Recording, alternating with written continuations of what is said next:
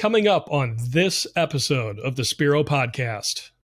That's why it's so important to hear from other people and have a network of people, regardless of if it's at a conference or not. Like getting around other business owners that are doing the same thing and hearing what they're doing and their goals is a good way to remind yourself, oh, like you actually own this business. This business was started to give you some sort of benefit, whatever that initial goal was. And it takes a lot of active effort to make sure it stays that way.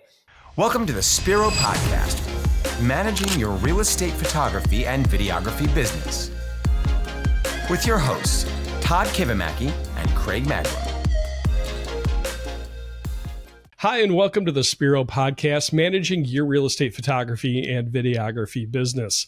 Spiro is a software platform that's designed to really help you manage your day-to-day business and help you scale it up as well. I'm Craig Magrum. Welcome to another episode of the Spiro Podcast. Along with me each and every week, owner and founder of Spiro and our co-host, Todd Kivimaki. It's another beautiful fall day. Well, almost fall here in Northwest Ohio, Todd. Yeah, true. Almost officially fall. It's this weekend. And it's crazy. It's going so fast. I know we say this every week. I'm just at this point trying to figure out how I slow, or you can never slow it down, but how I just enjoy more in the in-between. And, because the whole busy season is like, okay, when we get done with busy season, we'll have some time. And then you get into off season. It's like, wait a minute. I feel like I have less time than what I had during busy season. So that is what I'm trying to figure out right now, Craig. But good to be back on this week, and always good to be here with you. Yeah, this week's episode, we've got a special guest. We'll introduce him in just a second. But before we do that, let's dive into Spiro Updates. What's going on with the software, Todd? Yeah, so these are probably by the time you're listening to this, if you're listening to this when it launches, these are going to be in a day or two. But this is what we've been working on. And it's one of our goals, again, that we want to be more transparent with what we're working on. So we've heard that from you, and you all are important to us. And so we want to make good on us saying we're going to let you know what's coming up. We do it here on the podcast. Also, you might get it a day or two, week early if you are on our Spiro super user group on Facebook. So if you're a Spiro user, just search Spiro super users. And I post this a little bit earlier on there. And when we know we have something coming up, you'll be the first to hear about it on that Facebook group. But for this round of updates, one thing that's coming is admins being able to save credit cards for your clients between all three of the credit card systems that we're currently processing with. So some of you might say I already have this, but others on Stripe or Square, you don't have it. So we're going to unify those features and you'll be able to save that credit card. Again, the goal to be easy for your clients to use the system, charge the money so they don't have to put a credit card in each time. The next one, this was highly requested. This will be on-demand importing of media from your Dropbox folders. So we're going to give you a button that you can click, and Spiro will go out. It will scan your Dropbox folders for new media, and it will bring it in on demand. The part B to that is another option that's more automatic, where you can set the number of days that we import media after the shoot. Right now, we stop after the first delivery email sent. And I know some of you do a 2 or 3 stage delivery where you might send floor plan after photos, and then you might even send video after floor plan. So you can set that you want to import everything in Dropbox 2 days after, 3 days after. So I'm excited to have that flexibility in the system as well. We have 7 new reports coming. So I'm not going to cover all these, but they're going to give you insight to your business. So client performance, your products, so services, bundles, order page performance, and many more. So 7 of those are coming up. Again, I cover all of those 7. I leaked all 7, leaked if you will, like it's some big thing, but I liked it to sound important, right, Craig? Right. I told all 7 in the group of video I did there. So go check me out in there. Another one, this was your guys' idea. This is fabulous. Optional, and this is optional, but terms for when your clients download. So many of you have told us that we all know the clients have to check mark that they agree to your terms and conditions before they place an order. Nobody reads it, right? And and by the time they get to downloading your images, they're like, hey, I'm going to use these everywhere in every publication. I'm probably going to sell them for money. All right. And you're like, whoa, wait a minute. You can't do that. So we're going to give you a second set of terms that will pop up on the download page where your client has to agree to that if you want that option, but that's going to be in there. We're going to display coupon discounts on invoices, other various UI and UX fixes, and then a few things to the download page where you can put branding on the top of the images. And then lastly, this is more of a UK thing. I've learned, Craig, that in the UK, there is a little bit of a difference between the way agents and companies work. Sometimes the agent doesn't actually want to be on the property website displayed. They want it to go back to the company. So we're going to give that option as well. And maybe for us US users, that's sometimes helpful with builders is the way I thought, our company at WOW would use that. We do have some builders that they want only the company on the property website, not necessarily the agent or the person that ordered the media from you. So yeah, another use case of that apartment complexes, rentals, there you go. Things like that. Yeah. Good idea. So excited. And just lastly, those are all because of you, because of your communication to us. We love feedback. We love hearing from you. There's a lot of ways to give it to us. Email hello@spiro.media. The pink chat bubble when you're logged into Spiro, that's the bottom right-hand corner. And then also our feature-based board when you're logged into Spiro, I've linked it for you in the upper right-hand corner. It says feedback. Go put all your feedback on there. Vote for others' feedback. We take it from about the top down, and we love hearing from you. The feedback's super important to us. Absolutely. Yep. And we appreciate that. Speaking about feedback in the Spiro Super Users group on Facebook, Todd, we record these podcast episodes on Fridays, but on Thursdays at 4:30 Eastern, you host a new video series, we'll call it a live series called Tech Talks with Todd. How did yesterday's session go? Yeah, it went good. So that's the first and third Thursdays. We're trying those out at 4:30. Yeah. Yes, the first and third. It went good. It's good. It's a nice group on there. Come on in. If you have something specific, you can ask that. We talked about some updates coming up. I realized there was a guide that was needed. You all needed a guide on how your agents can download video on an iPhone. There's a couple steps they have to take. I made it this morning. I posted it in there. So that's the goal of that session is that I can spend more time with you guys directly. So one thing that I miss from starting out a couple of years ago is literally it was me in this room. And then I had Craig come in and I got to spend a lot of time with all of you. And just naturally as you grow, and you guys are going through this in your business as well, like your first agents really know you, but as you grow a team, you have to figure out how to still stay connected with your clients. And that's the goal of that time. You guys see me sometimes in the chat messages and if you email me and ask for me, of course the team will send it to me. But that is a time like one-on-one, like I'm there, I'm live, and I want to connect with you guys because what you do is important. We have a real estate media company as well, but we want to know how the software works with your company because not all companies are the same. Right. Good deal. All righty. Well, should we dive in? One more kind of shameless plug because all right. We have to pay for this podcast about Spiro. Anyways, Nick Ellis, that's terrible. Hey, Just Justine, cut that out, or just put a sound effect that goes wonk wonk wonk right then. Go ahead, Craig. I was going to say, is that the awkward pause you were talking about earlier? Yes, it is. It is. And Justine, just let this fly because everybody's going to be like, what are you talking about right now? But okay. Justine is our editor for those of you that might are wondering what's going on. Yeah. And I can confirm with you, Craig can confirm. And then Eli, when he comes on, I'm really like this in real life too. So this isn't a show. I'm really this messed up in real life. But what I want to say, long story long, is Nick Kellis on our team with customer success. He does a demo every week on Wednesdays. So if you're curious, like I'm not using it now, I want to see the flow of it. I want to see what it does. If you would like to see a live demo, Nick is every Wednesday at 4:30 Eastern. So just email us. chat with us. We'll send you the link. We do that in a Zoom so that you can talk and interact. But he does it every Wednesday at 4:30. Yep. Excellent. All right. Thanks for mentioning that. Yeah. All righty. Now, we've been down a couple of different squirrel and rabbit paths here, Todd. Mm-hmm. We got to get back on track. So we talked about the fact that it's fall and we're headed into conference season.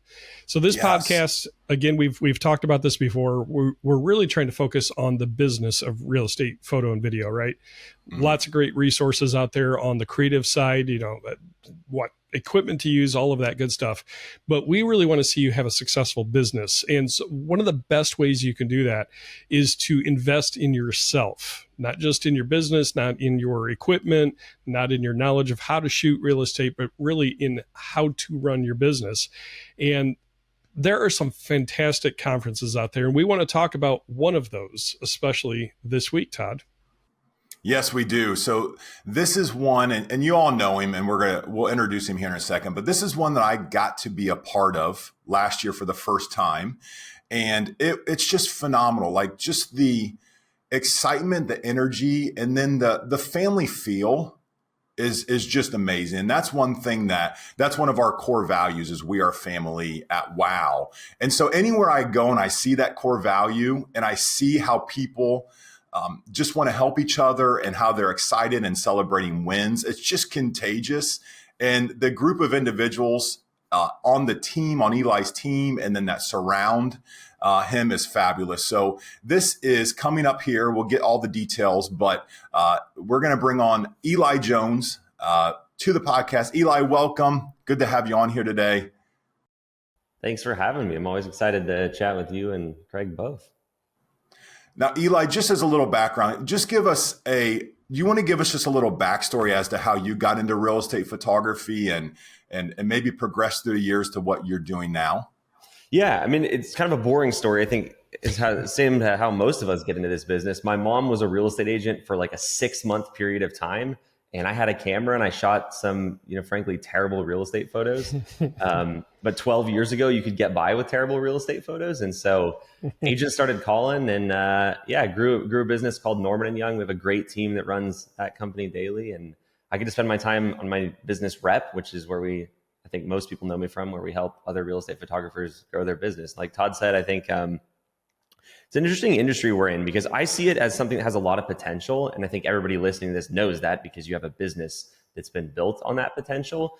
But generally, the photography industry is not known for that. And I think that's because a lot of the times the things that photographers are taught and that they prioritize don't really help them grow their business. And so our model's been completely the other side of it. Of course, we can teach you the photos and stuff, but the main thing that's really gonna make a difference in your life is the business side. So I love what Todd, you and Craig do here on the podcast as well, focusing on that side of it. Awesome. Yeah, I love it. I know both of our goals really align as we were kind of talking a little over a year ago. It's just neat to align with those goals. So there's a conference coming up, and why don't we just jump right in? So you want to tell us all when, where, and what we can expect? Yeah. So it's November 15th and 16th. It's in Las Vegas. It's REPP 2024 is the conference name. And I'll just jump back a little bit to when we first did a conference in Miami for the first time in 2022. I had seen a lot of other people host conferences for their businesses. And I was like, maybe that's just something that's required. And so I kind of begrudgingly was like, all right, we're going to spend a bunch of money, get people out there and see how it goes.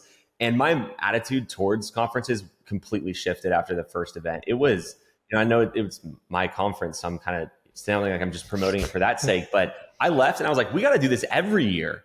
It was super cool to get people from our community up there sharing what they learned. I learned a ton. I was sitting there listening. I'm like, why don't we do this at Norman & Young? And so ever since then, it's been a thing.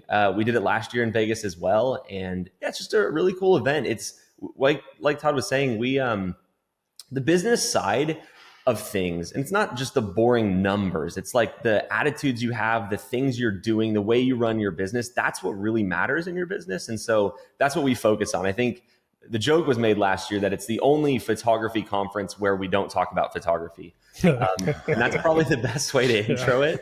Obviously, that's a little bit of a joke because there are elements of it you have to talk about to grow a great business. But that's the event. It's a 2-day event. We have a ton of great speakers. Todd thankfully is one of them. We'll be sharing again. And yeah, we're excited to make it happen again this year. Awesome. And this year, it's at the Park MGM. Yep. It's at the Park MGM. And give us the website, Eli, just so if listeners have not registered yet or want to find out more, what's the website where they can find out more? It's replaunch.com/rep 2024, and it's REPP 2024. Perfect. And we will link that in the show notes below so you guys can just click right to it. Now, jumping in about the conference. So the format of the conference is that you have other speakers, and that's pretty similar to most other conferences. But the unique thing and the neat thing about this is this is almost like real estate photographers teaching other real estate photographers. Correct, Eli? Yeah, I mean, there's nobody on that stage that doesn't currently run a real estate media business. And I think that's pretty important just because we like it to be as tactical of an event as possible where you're learning from people that are doing this year. And so it's a bunch of people who, daily run real estate media companies. That's people who have solo operations that have really maximized what that looks like. Growing a company that's just you and not scaling a team, because it's not for everybody. I think anybody who scales would agree with that. And then we have people that have built amazing teams. And so, yeah, it's a combination thing. Just because we say it's all about the business doesn't mean we think there's just one path for growing a business. I mean, ultimately, the business, in my opinion at least, is something you build to work towards your goals, whatever those may be. So, yeah, a great range of people that are doing this right now and own businesses doing it. Yeah, that's so interesting. That's something that I believe in as well. And Craig and I have talked about in an earlier episode around the beginning of the year. But a coach taught it to me one time that a business is a profitable enterprise that runs without you. And I think that's, my Friday morning brain is missing something, but basically that works for you. I botched it again, but you guys are getting used to my my problems here. But basically it's something that you create that meets your goals. And I know that was one thing that I always felt guilty about. Like I started this little business and it was my baby. And I did it first because I was excited about it. I wanted to make money. Of course, I was hoping that I could profit from this. And then it started to grow. And as it grew, you have people that come to you that are on your team that ask you, what direction do you want to go? And that direction is guided by what you want the business to do for you. And sometimes I'd feel guilty if I'd be like, well, wait a minute, I'm really just here to serve the business. And then I'd had to remind myself that I started the business to serve my needs. So I'd have to go back home. I was married at the time, like, hey, Jessica, I really need to know kind of what are our goals as a family? And so it started to feel guilty for me to actually make decisions that benefited me. But that's the reason why you start. I don't know, Eli, did you ever hit a point to where you had that conundrum where it's like, wait a minute, is it okay to benefit myself with my own business? Yeah, I think maybe not directly, but something I definitely had was you forget why you started the business, and that doesn't become a part of your daily. So it's, when you first start the business, you don't have any clients to think about. You don't have any team to think about. It's just you. And so you're pretty clear with, like you said, Todd, you want to make money, and there's some other stuff involved. You're excited about the industry, and those two goals are there. But then a lot of businesses, mine included, 2 years, 3 years in, it's like, where did any of those goals go? And now you just kind of exist to serve your clients, which is important. You have to serve your clients well, obviously, or they won't be your clients anymore. But there's a big element where I think you start the business for one reason, and then 2 years later or 4 years later or whatever it is, you end up going, what did I just build? And so to wrap it to what we were talking about, basically, that's why it's so important to hear from other people and have a network of people, regardless of if it's at a conference or not. Like getting around other business owners that are doing the same thing and hearing what they're doing and their goals is a good way to remind yourself, oh, like you actually own this business. This business was started to give you some sort of benefit, whatever that initial goal was. And it takes a lot of active effort to make sure it stays that way. At least for me, it just quickly becomes like you have a bunch of bosses basically in your clients and you're not enjoying your job. And it's like, what the heck is this? So yeah, I think it's really important to, whatever those goals are, have clear goals for your business is kind of the main point. That is so true, and really keep you aligned with the fact of the reason why you started. And then the other thing I love you mentioned is the support system around you. So knowledge and support, I've learned, when I started, I was 20 something. And when you're 20, you think you know everything and can do everything. And some of that's good because I was dumb enough to think I could do it. So I kept going on. But some of that was really bad when your ego gets ahead of you and you hurt relationships, or you make decisions that hurt you in a way of like, hey, I need to rely on my team now. And that's why I have them. So putting people around you is super important. Craig, I know you have a good example so you were at a conference a couple of years ago with us, and it was a room of photographers, much like what we'll see out at REPP in November. And Craig, what did you gain? Because I think this was your number one thing that you took away from going to the conference, and not what the speakers were, and those are all great, and not what the food is or the Vegas life. But what did you take away from that, Craig? Well, let's see if our brains are aligning on this. What I took away was the fact that I wasn't alone, right? So I had initially built my own small company, and Eli, I was more that boutique type of real estate photographer. I wasn't really interested in scaling a team. I had been in management before, and I realized that I like to be hands-on with my work. So I only had one other photographer as I built my business, and that was enough for me. I enjoyed my smaller number of clients, but was able to provide a living for my family. But I did feel kind of alone and out on an island by myself, right? I knew there were other real estate photographers, across the world, but you don't have much of a chance to really get to know them or talk shop with them. I mean, yes, you could do it somewhat online, but being there in Vegas at that PMRE conference, I realized we all have the same stories. We have the same experiences with our clients, with the sellers, and, just nightmare stories and funny stories. And it's like, oh, yeah, we all kind of experience the same thing, and we're in the same industry. And okay, what do I do that might help somebody else? What is somebody else doing that might help me in my business? And so I enjoyed connecting with other people in that room, hearing their stories, and just picking up some new ideas that otherwise I might not have gotten because I didn't get to know them as a person. There's one thing to say about meeting people online. We have these real estate photo Facebook groups and others, and you can interact with people and share ideas there. But when you're sitting across the table from someone, look at them, eye to eye, face to face, getting to know them as a human being, that just can't be replicated online. So for me, it was that one-on-one, in-person, getting to know other real estate photographers in the business, and realizing, I'm not alone in this.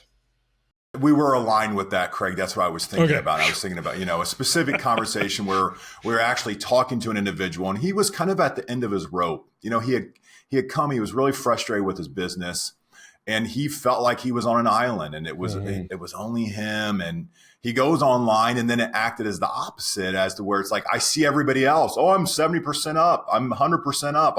I did 50K this month. And, he had all of that as pressure on himself. And he's going, I just don't think this is for me. My business isn't any good. Like, I don't know what to do. Like, I'm probably just going to go back to this other thing.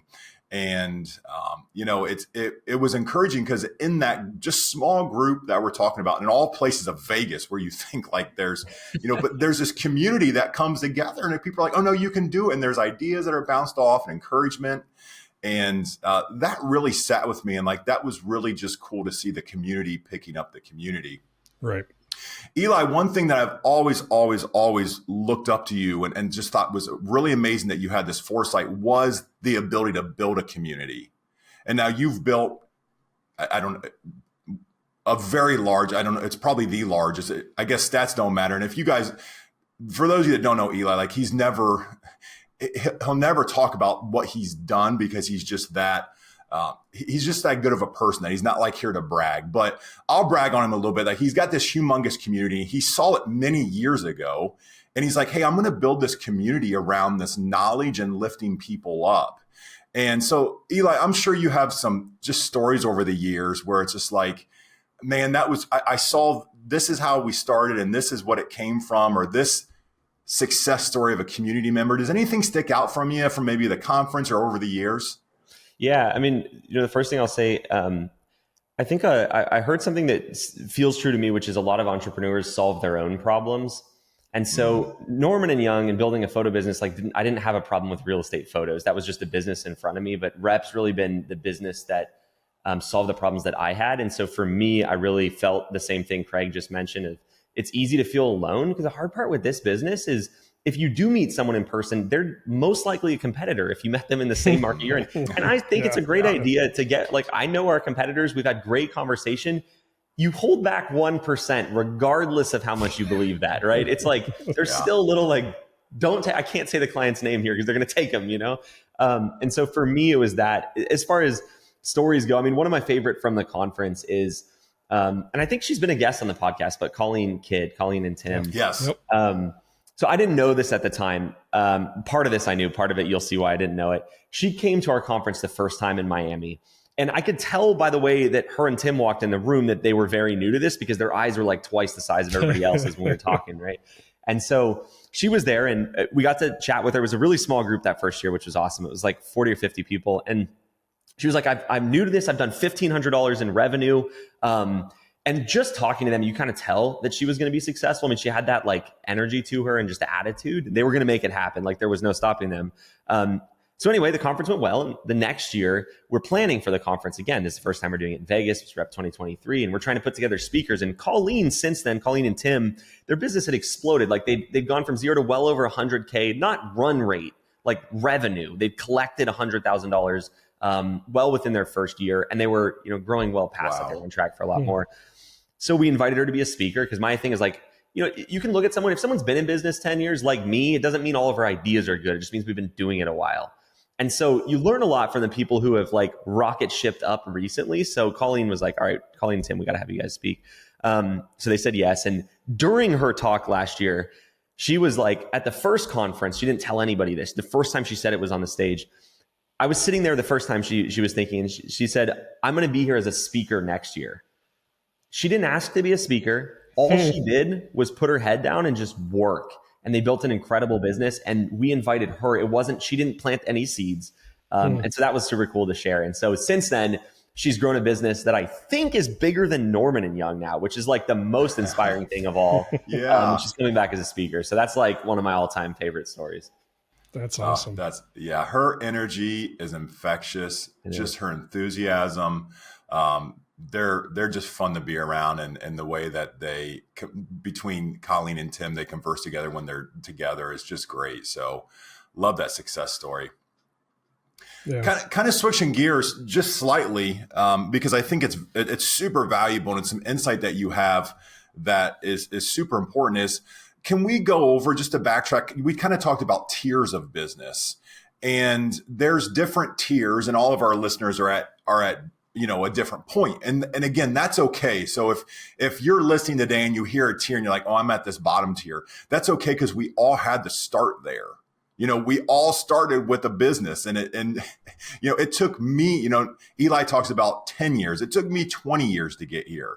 So that's just your timeline. It's your business. But the thing that I love and the insight you have, Eli, is just these tiers as businesses grow.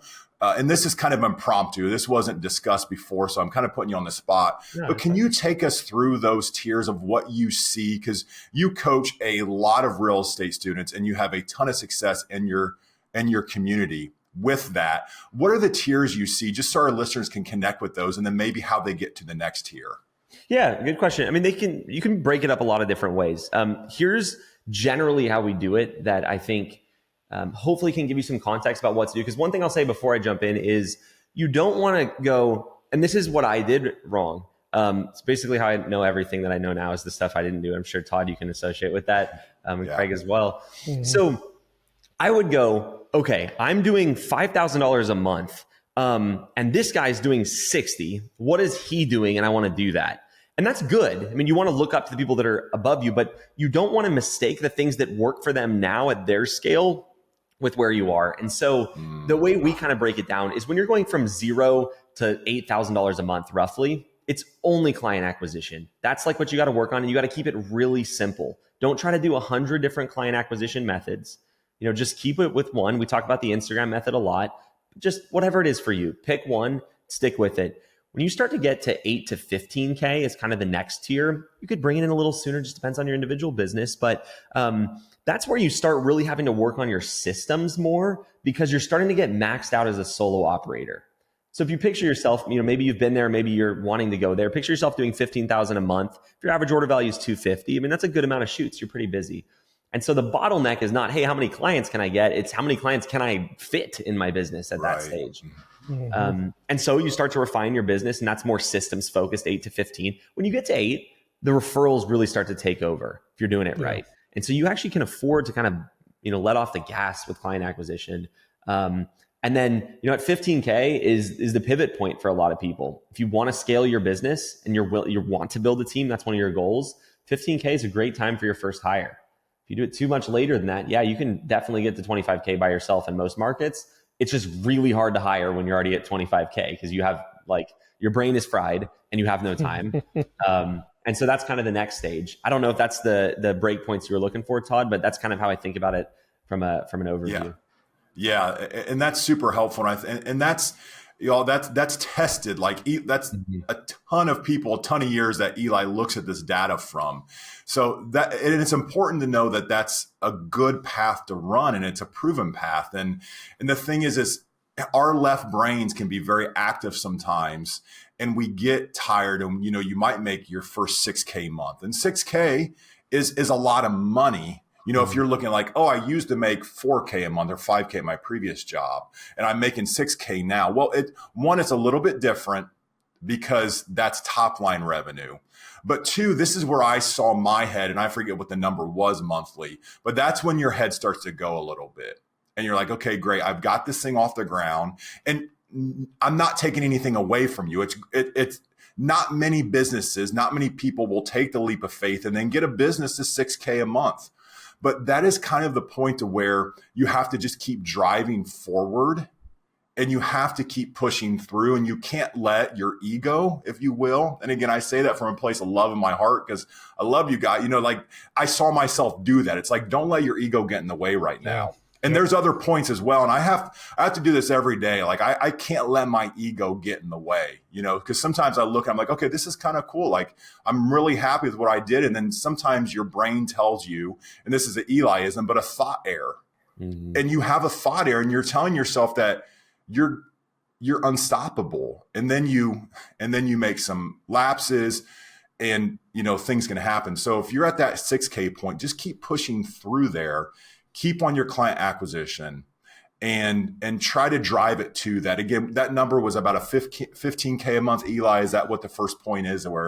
That's if you hire too much before then, you probably haven't forced yourself to be as efficient as you could. So you're going to scale kind of a mess. And then if you hire too much later, you're going to sloppy hire. And that's the worst thing, because then your clients are like, this person. We all have heard those stories. Maybe you heard these too, Todd and Craig, but I did for sure, of people being like, yeah, I'm using you, Eli, now because that last guy, he scaled his business and it just didn't go well. And so you get those seeds in your mind, like, dang, is it possible to scale? And the reason they said it just didn't go well is because the person did it wrong. You don't want to be the person that does it wrong by doing it sloppy and by not training properly. And you want to give yourself the most, chance of success by saying like, hey, when's the best time to hire? You don't want to hire too soon, but you don't want to hire too late. And so, I think 15K is a sweet spot for bringing on that first team member. Yeah, that makes a lot of sense. And that first team member is whom? What would they do in your business? My opinion is that it always is going to be photographers. I think what a lot of people do is they become good at photography, and they think that because they do all these things a certain way, that's why their clients like them. And so they go, I know what I'm going to do. I'm going to hire an admin, and they're going to do the back end stuff. They're going to talk to the clients. The problem is, if you fast forward a little bit in your business, you very quickly need another photographer, and then you're just like gone from the business, because in theory, an agent could call the admin, not get you. And then that admin could book a photographer, not you, and you're cut out of the loop. And I think you want to be cut out of the loop eventually, but not too early. So our roadmap that we recommend is you hire photographers until you have 4 or 5 photographers, and you keep that admin role. I think the admin role is the most important part of the business. So that's what we recommend. Yeah, I think that's so smart and wise. And you have to remember that you started this business and people relate to you, and some of what they're buying is you. And you can take yourself out, just do it further down the road. Like I can tell you, I don't know that any of our new clients in the past 3, 4, 5 years at WOW even know who I am. I could show up into the office, they'd have no clue who I was. They would know Craig, they would know Pam, Chris, Joy, they'd know Steve, they would know whoever answers the phone, whether Brittany or Besa or Tina. They know all these people, and that's a whole different game. And don't get ahead of yourself, because you really need to be in there. And then at least one thing that we found is when you're that young, you don't have procedures, you don't have guides. So you don't have the ability to get your staff to do what you would do, because you just don't have the training built. And that's okay. It took us a lot of years to build that training. We still think about how we can add to it, how we can improve it every day. So just take your time, follow the steps, photographer first. And then that's the greatest. I agree as well, because then you still stay connected to the business. It seems hard too. It's an interesting, to use the word thought error, it's an interesting thought error, because you're like, oh, if I could just have this admin work, I'll be able to do way more. And you just, like Todd said, you have to think in the correct steps at the right time. It's really important, because Todd's business is big, right? You can't do what Todd does now when you're not where Todd's revenue is, because it's not the right order. And I think that's the thing that I tried to do wrong so much. And I, like, my first 5 years were, I'm sure yours were, both of you else as well, just so stupid. It's like a lesson on if you could do the exact opposite, what you would do. And so like, that's one of the big ones for me, is why I repeat that, is just doing stuff in the wrong order. Cause I'm like, this is what big businesses do, I should do that. It's like, no, you're not there yet. Like the next step is important. You don't jump to the top of the staircase. That's just such good insight. So with all of this information that you're taking in daily, and again, looking at many different businesses, what are some things, we use this term thought error, and I really love this. I use this in daily talk. I use this and think about like what is something that I'm thinking now? And it's kind of one of those things like you don't know what you don't know, and again, putting you on the spot here, Eli, but what are some of the biggest thought errors you see with photographers coming in, or even experienced photographers? The biggest one I would just say is people saying my business is different, and a lot of different variants of that. Oh, my clients wouldn't like that. Oh, this doesn't work in my market. Just a lot of stuff. It was a good point one of you brought up at the start, which is you get around people that do this and you realize all the businesses are the same. And that's a really important realization. So the first year, I'd seen people do this at a conference and I'm like, I'm going to do this. And so I had everybody close their eyes and I was like, raise your hand if you feel like I'm talking about you. And I just talked about a real estate media business, and like everybody with their eyes closed and their hand raised, and you open your eyes and you're like, wait a second, every business around feels exactly like me. And so if you can get away from, it's like, there's big things you can pivot around. If you can get away from my business is different, it opens up so much, because you don't have to rely on yourself. You can go ask what other people are doing and you can actually trust that advice. If you know your business is the same, you're going to seek out others more aggressively, right? You're not just going to stay in your own world. And for me, that was so big, because I thought that, I'd listen to business books and I'd go to events, I'd do stuff, and I would still always be like, yeah, but mine's a photography business. It's different. And it's just such a silly thing. And I look back, I'm like, wish I could, punch myself through the screen or back in time, And that's the biggest one. So yeah, my business is different. Is the primary, the second thing I would say is people just, it's like that little meme where the guy's digging and he stops like right before the gold. Like the people who do well in this business, they just keep digging a little bit after they feel not happy or like it's not going to happen. And that's hard because it doesn't feel good, but everything that you want is on the backside of the stuff you don't want to do. It's a quote I like. And so that'd be my two. Yeah. Todd, that phrase that you like to say, just what Eli just said, made me think of it. If it was easy, everybody would do it. Mm-hmm. Yeah. That's one that I run through my head a lot. Just like, okay. And I have to do that because there's these feelings that pop up. Here's my feeling clock again. So I see scared, anxious, all those things come up, and you have to keep telling yourself, if it was easy, everybody would do it.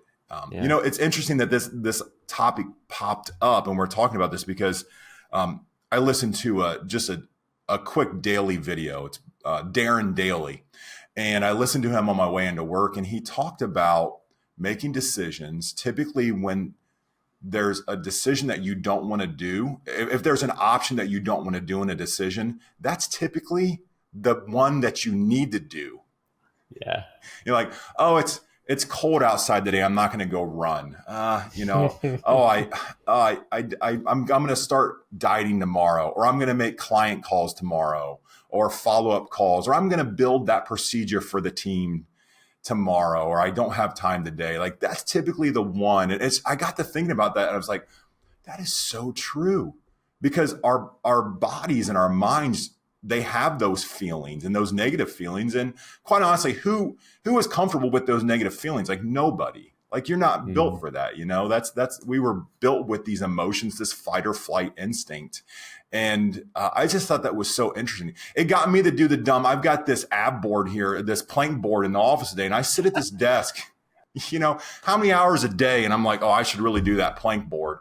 It's got this little app, and I finally did this stupid thing today. So Darren Daly, thank you for that. Got me to do one of them, and I'm gonna have to come back and just this is accountability. This is another thing. Is like, I'm gonna tell you how many times I did the plank board next week on the podcast. So if it's not like 2 or 3 times a day times 5 or 6 days, like, y'all give me a hard time.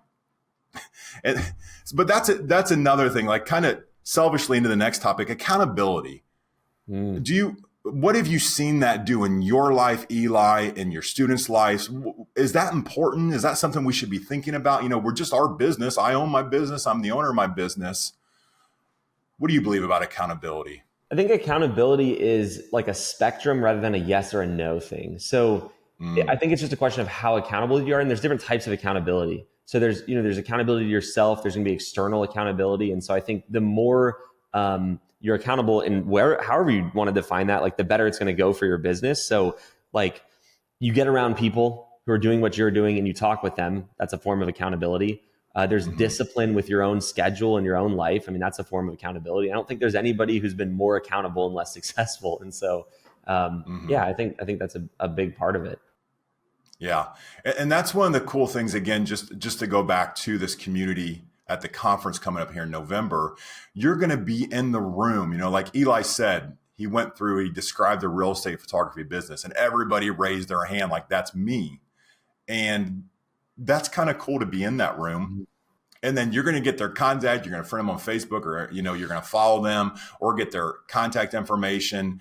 And that is a group that you can really grow with, and that can lift you up when you need it, and you can do the same for them. So I think that's something that's really, just the older I get, the more that, like, the idea of community is so important to me. And sometimes maybe this will resonate with you. It's a mistake that I made is I thought of myself as an introvert, especially when I was first starting my business. And the thought of joining community to an introvert is extremely scary. You're like, I don't want to do that. Like, when you first walk into an event, you're like, oh, like, there's all these people, you don't know any of them. But I would encourage you to think about this. The thought for me and for people, I would imagine you two agree as well. Once you have a community, the thought of not having it is way scarier. And so I grew slowly when I started my business because I'm an introvert, prevent me from doing stuff that would have been hugely beneficial. It's like, of course, when you get around people that are doing what you're doing and they're ahead of you, they're behind you, they have different, of course you're going to do better, And so for me, it was, I don't like joining because I don't like that feeling when I first walk in. I'm like, where do I sit? Who are these people?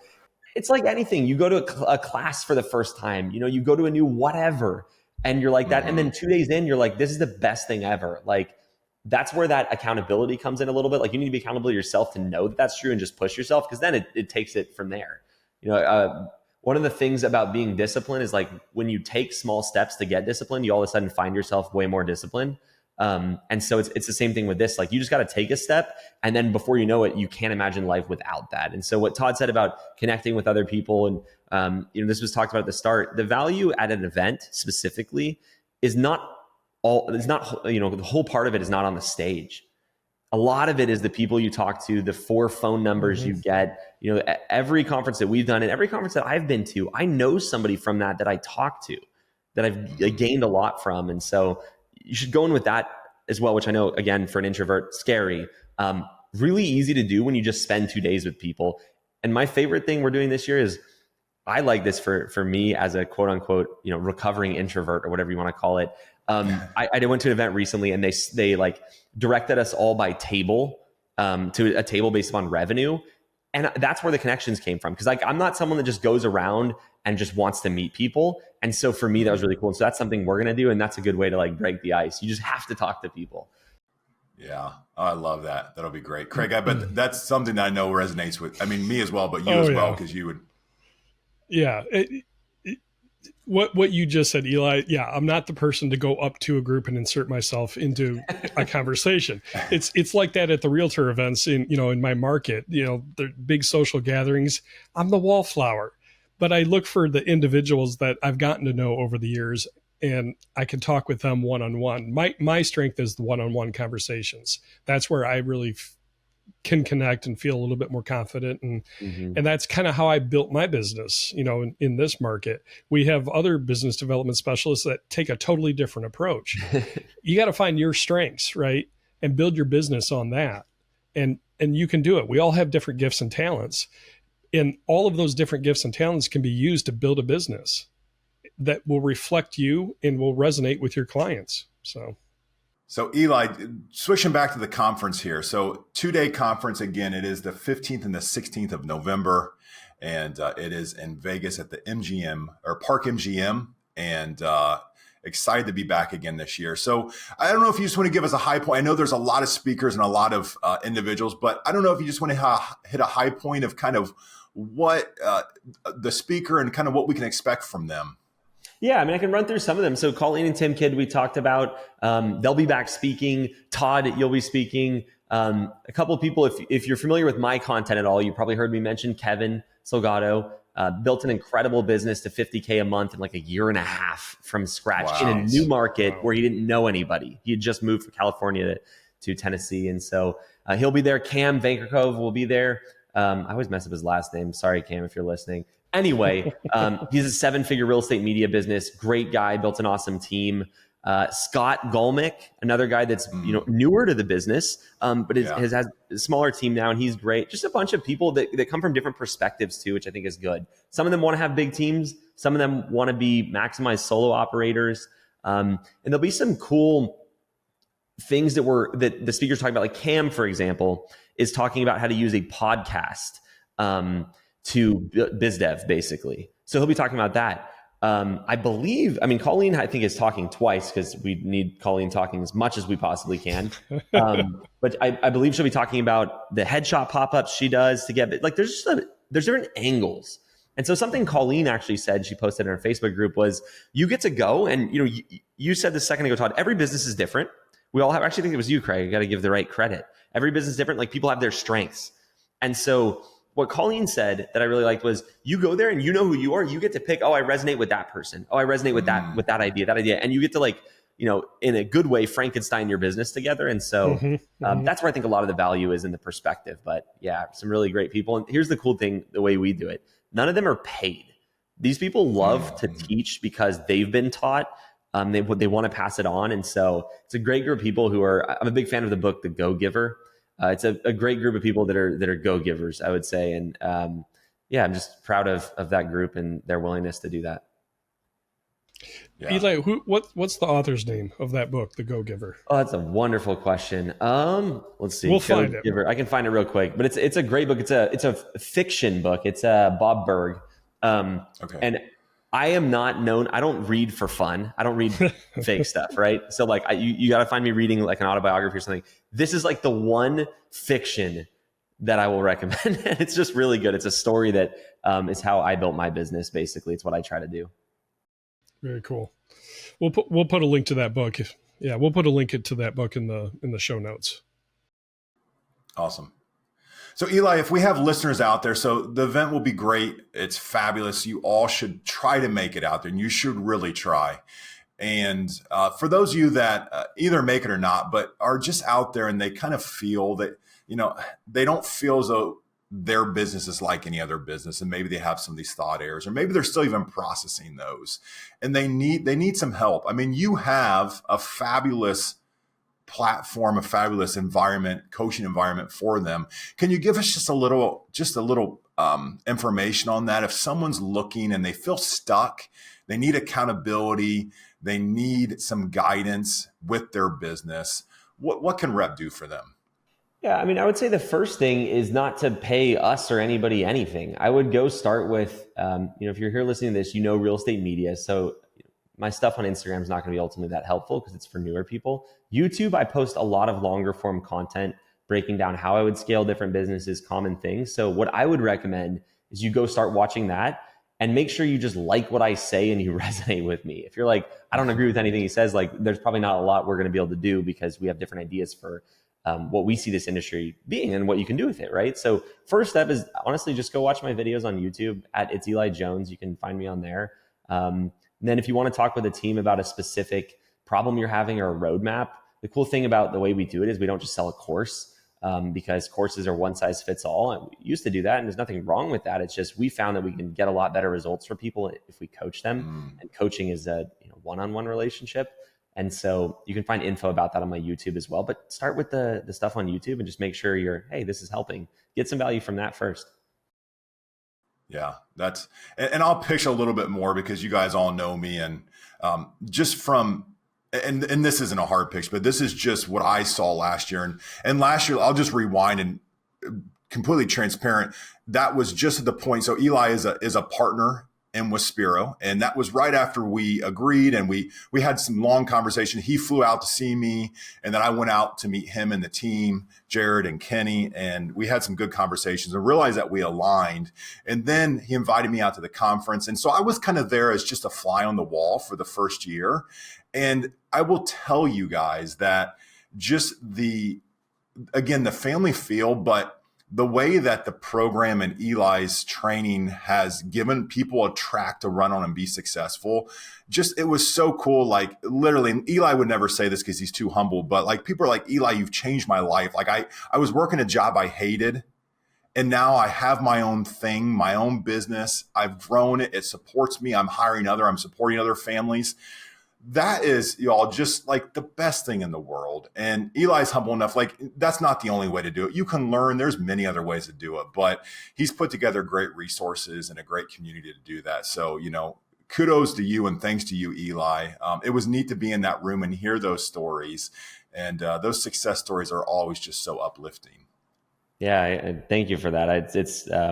I've never had more fun doing what I'm doing now, and that's a big part of it. So it's super fun to see people running with it. It's an awesome industry. There's a lot that can be done if you do it right. Yeah. Okay. So just as a wrap up here, and again, this is kind of on the hip. So I've thrown you a lot of curveballs a day. I'm and ready. You talk about the industry. What do you see for the future of the industry? Kind of the wrap up here. What do you think? We've had some big changes in the U.S. as far as commission this year. We have interest rates all over the place. Like, what do you think the industry of real estate photography and media will be? A good question. So I get that a lot, that question from people who are just starting and they're thinking about it because they're like worried. And so I guess I'll take it from the angle of this. I felt that way when I started. This is 11, 12 years ago. Photography and photographers are kind of like thought of as going away. But what I think has really happened in the industry, because people have phones, these things we shoot stuff on this professionally, right? And so there's this attitude or idea that the industry is not headed in the right direction. I've just seen the opposite with real estate media specifically over the time I've been in it. And so the trajectory has been more and more media options that we can provide our clients, which is better for our business, higher average order value. And I think a lot of that is driven by just the way real estate is sold has changed, and it continues to change. 10, 12, 15, when you started, especially Todd, agents were like, you had to go to the agent to find the house. And now we have Zillow, where you go to Zillow and then find the agent. You find the house and then the agent. And so that trajectory continues, I think, more and more people are buried in this all day, which for us as content creators in a very specific niche, I think that benefits us. So I've seen it get better. Average order values go up, more opportunity in the industry. And so I'm super excited about it. What exactly that looks like, I don't know. But the cool thing about being in business is that's your job. You react to the new stuff, and you take advantage of the opportunity and you ride the wave. And so I think the wave is building in my mind right now, which is not something I would have said when I first started. I would have been like 10 years from now, I'm probably not going to be doing this, probably not going to be a thing. And it's just not been the case. So very, very positive, I think, for the future. Yeah. Oh, so interesting. I agree 100%. There's a bright future ahead, and technology is always going to be that thing. And no matter what business you're in, you'll always find people that try to do it themselves. Of course. So you all say, it's like, realtors shoot it with their phone. It's like, no matter what industry you go to, people are going to try to do that thing. Think of the last thing, I can't remember what I was looking for, but it was this, this is a silly example, but like cornhole boards. So at church, we have this cornhole tournament coming up, and like I've been obsessed about cornhole because I'm terrible at it. I don't want to go and stink at, this tournament. It's a silly thing. And again, you guys have to know my brain, but I was going to buy a cornhole board set. And I'm like, I'll just build the thing. It's like, well, wait a minute, Todd, you don't build anything. Why do you think you're going to build a cornhole board set? So I just bought the set, so it's like every industry. All three of us could probably plumb a toilet or a sink. It doesn't mean we don't call a plumber, and it doesn't mean we wouldn't start a plumbing business either. It's just when you pick something and you get good at it, people always hire the professional. It's how we are as humans, I think, especially the busy agents, if we're bringing it back to that, which are the ones you want anyway. So yeah, exactly. So good deal. Well, Eli, one more time, if somebody's interested in signing up for the conference, where can they find that link? Yeah, it's replaunch.com/rep2024. And if you follow me on social media, you'll see me yapping away about it more than likely, but replaunch.com/rep2024. Awesome. All right. There you go. Our guest again, Eli Jones. And Eli, thanks for taking time out of your schedule. We know you have a lot on your plate, so we really appreciate your time. Thank you. It's always a fun time and a good chat, so appreciate it. Yeah. Awesome to have you on the day, and always good to talk through and see your angle of the industry as well. So thanks for your time. Of course. Thank you. All right. Well, Todd, any parting or closing thoughts from you? Just go do it. Just go out. Just, again, buy the ticket. It's a write-off. If you need an excuse, take your wife, take your significant other, go out to Vegas. It's a couple days. Enjoy, take the leap of faith. And Craig, I might try to drag you there next year. So we'll see. I'm just throwing that in there. But All right. Sounds good. All right. Well, guys, thank you so much for watching and listening again this week. We hope you've gotten some value out of this as always. And we just really appreciate you. It's a privilege and an honor for us to be able to just connect with you and hopefully be a small part of your success in your business. So thanks for watching. Thanks for listening. That's going to wrap things up for this week. As we always remind you, just take some time out of your day, be thankful for the blessings in your life, and make sure you take a breath. It's good for you. Have a great week. Thank you for joining us for the Spiro Podcast, Managing Your Real Estate Photography and Videography Business. This is a production of Spiro and Wow Video Tours. You can find out more about Spiro's real estate media business management software at our website, spiro.media.